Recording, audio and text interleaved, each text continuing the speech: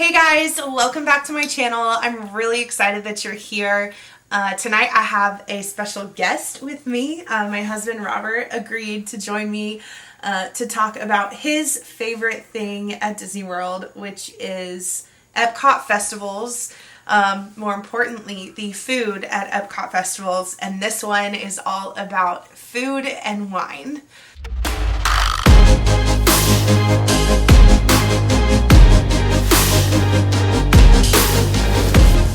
So we asked you guys to send us some questions about the Food and Wine Festival, and you guys came through. We got some really great questions. And so the first question that we've been asked, and I think it's a good one to start with, is do we rope drop Epcot specifically for the booths, or do we rope drop and enjoy the park and then just go to the booths as we go? So we don't rope drop specifically for the booths. I mean, we do rope drop, but not for... I mean, if we go to a booth and there's no line and we want something, we're not gonna turn it down. Right, yeah. Typically... Sorry, go ahead.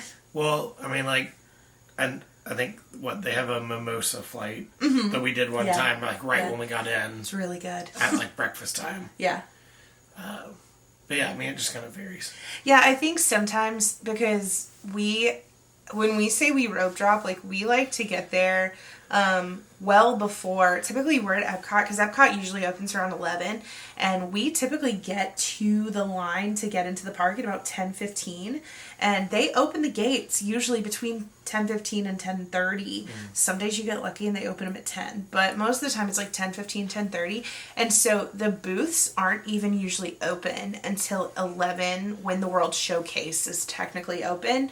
Or a little bit later, some of them, you can walk around the pavilions and just kind of explore empty pavilions for a few minutes. Which is actually the perfect time if you want to get photos of the pavilions. I have taken several, and I will insert them right around here, of some of the pavilions in the past. And it's just really beautiful, especially because the sun is in the perfect position. I'm a photographer, so I get really excited about stuff like that.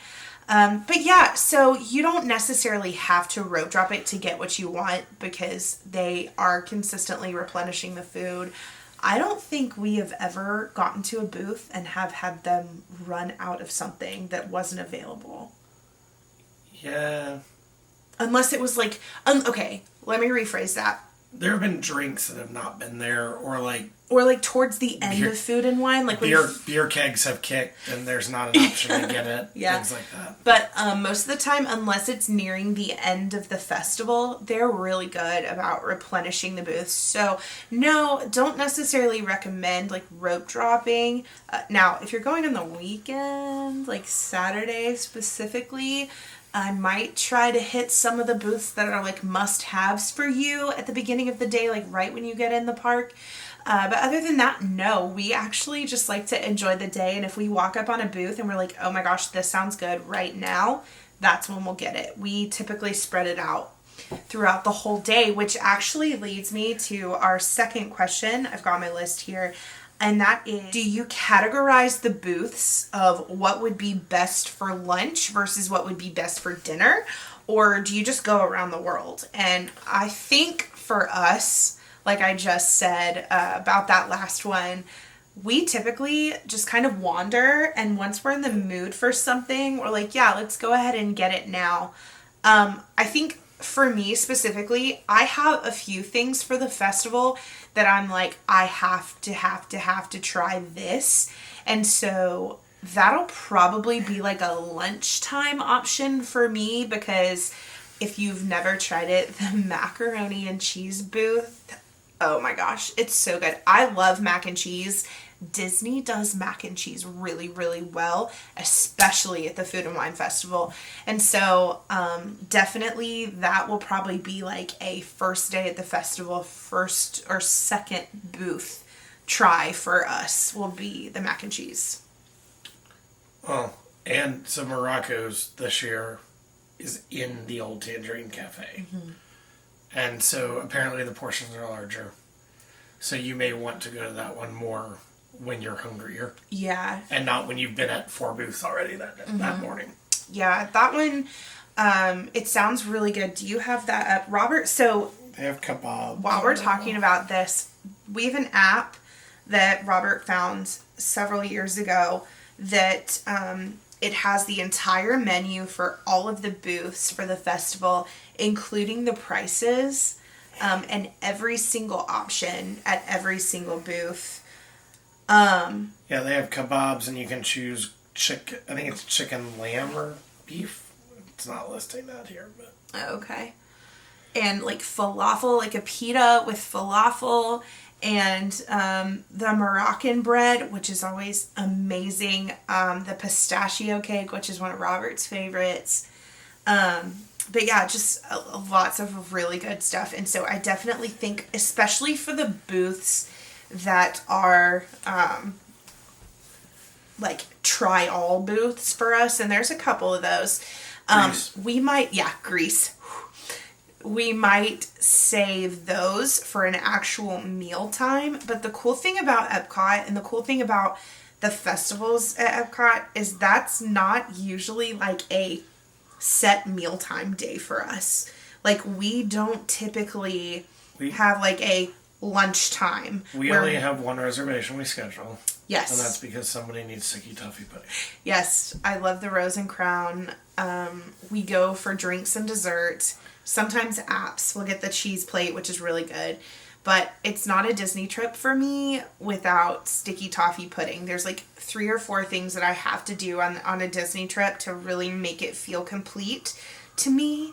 And one of those is having a sticky toffee pudding at the Rose and Crown pub in the UK Pavilion. It's so good. And so typically, though, we don't do a full meal. We have before. We split the fish and chips last time. But it's usually we are just kind of grazing as the day goes, which is actually kind of nice because one of the things that I really actually don't love at Disney is sitting down for a super heavy meal and just feeling so full that I'm just dragging. And so another question actually that we were asked is, how do you make it so that you don't have to have a table service meal, but you're still full and you still get the food that you need? And I think both of our answer for this, definitely mine, is literally don't look at it as I have to have a meal now. Now, this is for adults. There are going to be times when kids are going to be like, you know what? It is my lunchtime and I need to eat something.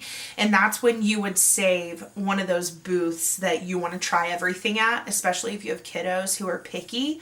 Find a booth that you know they're going to like this stuff at, and that's when you do it like a lunchtime, or like find 2 booths where you can make a meal, like a sustainable meal, that are close to each other that you know that the kids will like. But I think for us, the biggest thing that we do is just pop around to different booths throughout the day when we're like, oh, I could eat. And we also very rarely will order one of something for both of us. Like, we will always split everything we order. So even if we want to go to a booth and try everything at that booth, we just order one. We order one of each thing and then we split them. And unless it's a bao bun. Yeah, there's a couple things that this guy won't share with me, but we'll typically get our own of teriyaki some of those things. In Japan. Yeah, he's a big bao bun fan. I'm a big sushi donut fan, so I don't typically share my sushi donuts. They don't have that this time. They just have box style sushi. I'm okay with that. As long as it's sushi and it's in the Japan Pavilion, I'm going to eat it. But yeah, so, definitely I think that probably my favorite thing about the festivals is like the food's open all day. It's available all day. So if you want to try something, you're like, oh, I'm in the mood for this right now. Go for it. You don't get super full at one specific time because you're spreading it out all throughout the day. But at the end of the day, you're satisfied and you don't feel like you've missed a meal. And if you do, you grab a quick service of something somewhere. Sure. There's plenty of good quick services all over Epcot. 9 Dragons in China is really good. Really, really good. Or the quick service in Mexico is really good too. Or, if you want to, you just go into the bakery in France and grab you a baguette and some cheese. Very good. Highly recommend. And it's really cheap. So, what festival food are you most looking forward to? Specifically food? Mm-hmm. New things out of that's the chicken on the donut at the donut box. I like the donut box. When we were there for food, or not food and wine, we're talking about food and wine. We were there for Festival in the Arts back in January, February. The donut box was one of my favorite booths. They had a pretty good variety. It wasn't just donuts. There were other options as well. It had a brunch name to it. Yeah. It's the same building. Mm-hmm. Yeah, but it was really good. And so right now, actually, I kind of agree with you in terms of something sweet that I'm looking forward to. Well, it's crispy chicken, like barbecue chicken on sriracha donut. But also, they just have like a rotating selection of donuts. And so I'm kind of excited to... You've already retired the maple bacon. Oh, darn. But we can share them. We've got our friends Roberto and Sarai and their daughter Yada and her little boy Isaiah, and this is his first full Disney trip, and so we're really excited to experience it. So I think that also, like, we'll probably even get to try a little bit more than we normally do because we're going to have this big group of friends together. And so we'll be able to cut things up into little pieces and try them more. Now, obviously, if we're trying to make like a meal, we won't do that. But like at the donut box, there's enough different kinds of donuts that like we could get 6 donuts and have a piece of each. And so everybody will have a full donut instead of having to buy us all a bunch of different donuts, because that's just not sustainable financially or health-wise. The thing I think I'm looking most forward to is, go back because you just passed it. It is everything at Flavors from Fire. That booth. We always like that booth. Anyway. It's college football themed. And other than the mac and cheese booth and the fisherman's pie, which I'll talk about later, the foods from Flavors from Fire, just listen to this. I'm stealing his phone, so I have the app right here. This is the one thing that I did not try last time we went that I'm so excited to try. It is the s'mores whoopie pie, or as they call it, the s'mores whoopie pylon, like the football, like pylons in football, because the whole thing is college football themed. It is a smoked chocolate cake, graham cracker, marshmallow, chocolate ganache, and candied bacon. It sounds amazing.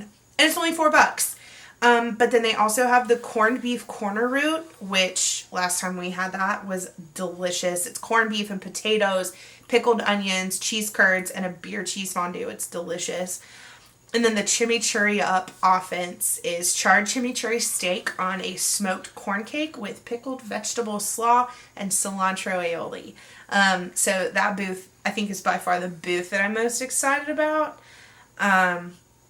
But y'all, the mac and cheese booth is a close second. The truffle mac and cheese, the traditional mac and cheese, and the cowboy mac and cheese, which is, I can't have this one, but I may have to steal a bite of Robert's without pork. It's smoked pork belly, brisket burnt ends, and pickled peppers and onion straws. It just sounds so good. So I saw a picture of it the other night. Does it look good? Yeah, somebody posted it. Oh, yum. I'm so excited. I think it was Peter.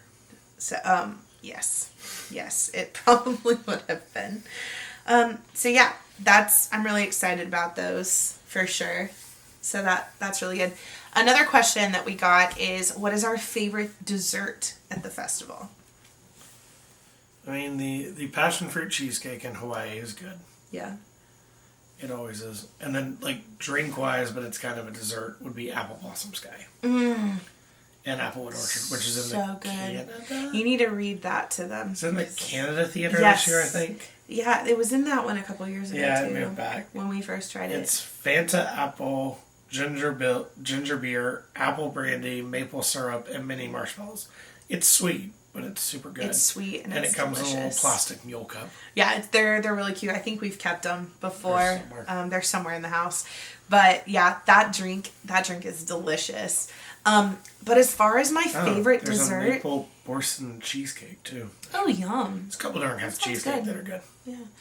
But the dessert, I think my favorite festival dessert that I've ever had, they don't actually do anymore. And it was the Tipsy Layered Cake in the Ireland booth. I mean, we're talking back in 2017. Like November 2017 was the last time I remember having that dessert at the festival. But it was just delicious. They do have kind of similar. They have a warm chocolate pudding cake with Irish cream liqueur custard. Okay, I'll have to try it and see how it compares. Number 5 highest rated. But yeah, that one's really good. So the next question that we got, thank you, Philip, for this one, is why aren't we eating Brazilian cheese bread right now?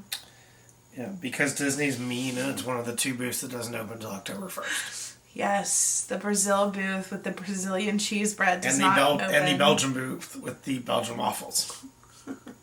Travesty. He's not bitter at all.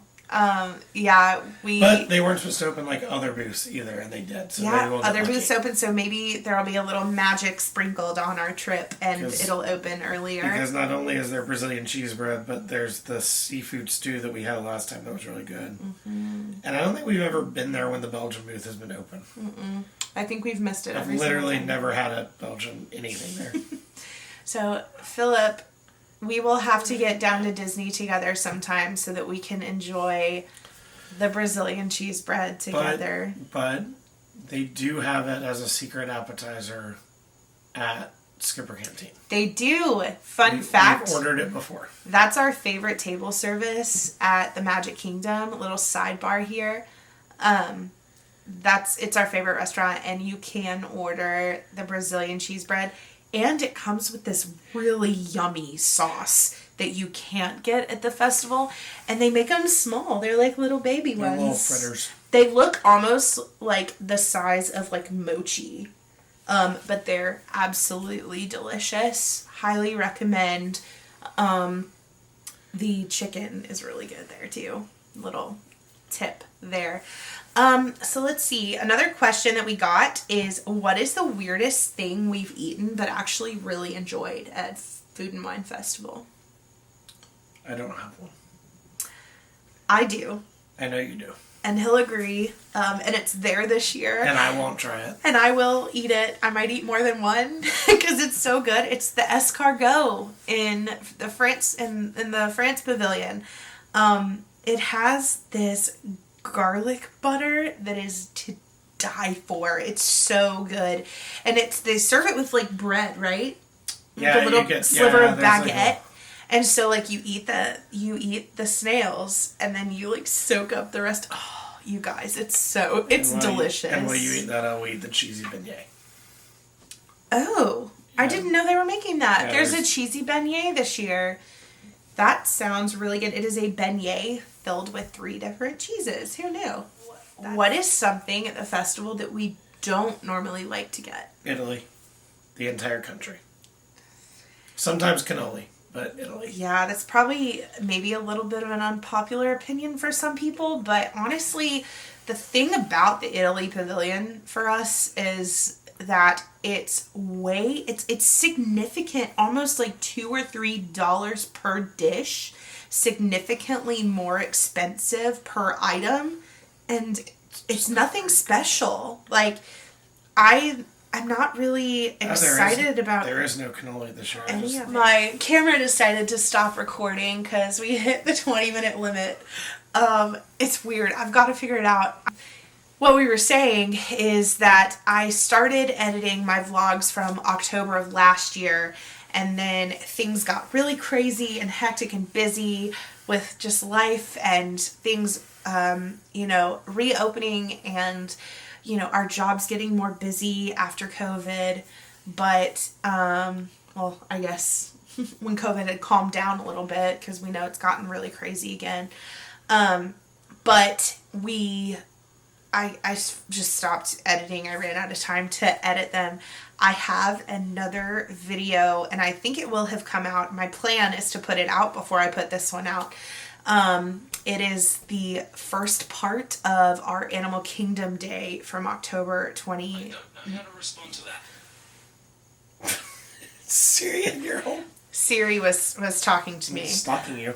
So it'll be part 1 of Animal Kingdom Day from our October 2020 trip.